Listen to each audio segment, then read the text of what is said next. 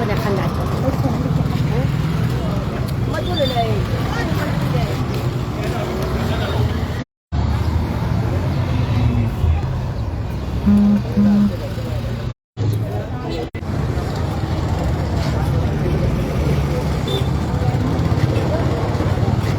مساء الخير متابعينا، معكم في لايف جديد من محافظة الشرقية تحديدا مدينة الزقازيق.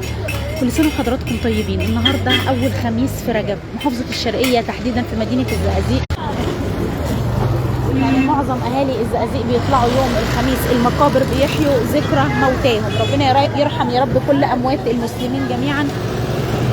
يعني متعودين هنا في مدينة الزقازيق أول رجب، أول خميس في رجب الكل بيطلع، بيحاول إن هو بيطلع بيقرأ الفاتحة للأموات اللي والدته متوفى مسلمين. يعني ذكرى كل الشرقية وكل مدينة الزقازيق بيجوا يوم الخميس في أول رجب بيطلعوا بيقروا الفاتحة على أمواتهم. ربنا يا رب يرحم أموات المسلمين جميعا يا رب.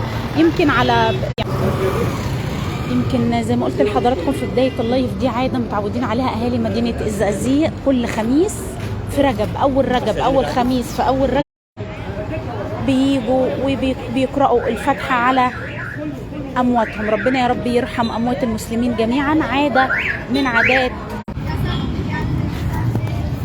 يمكن كمان يعني من ضمن الحاجات اللي احنا شايفينها ان في حد واقف بيبيع ألعاب للأطفال على باب المقابر او باب التراب طبعا جوه كبيره جدا، وهي بدايتها هي المقابر.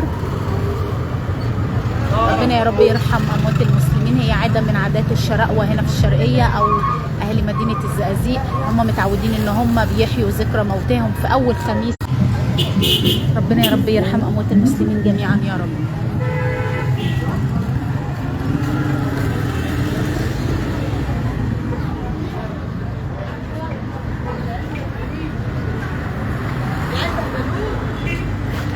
شايفين يعني في واحد واقف بالشجر كده بيبيع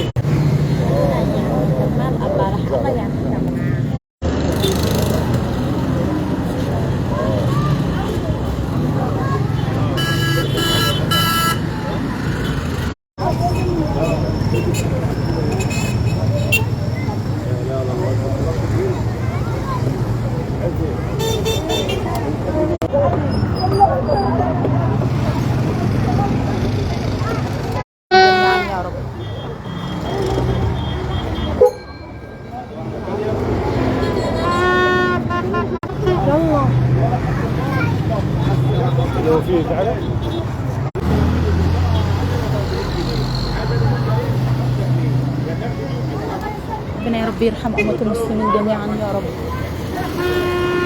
يعني زي ما تابعنا مع حضراتكم، عاده من عادات الشرقيه في الزقازيق ان طلعت رجب الكل بيطلع على المقابر بيقرا الفاتحه لاي حد عنده متوفي. ربنا يا رب يرحم اموات المسلمين جميعا يا رب.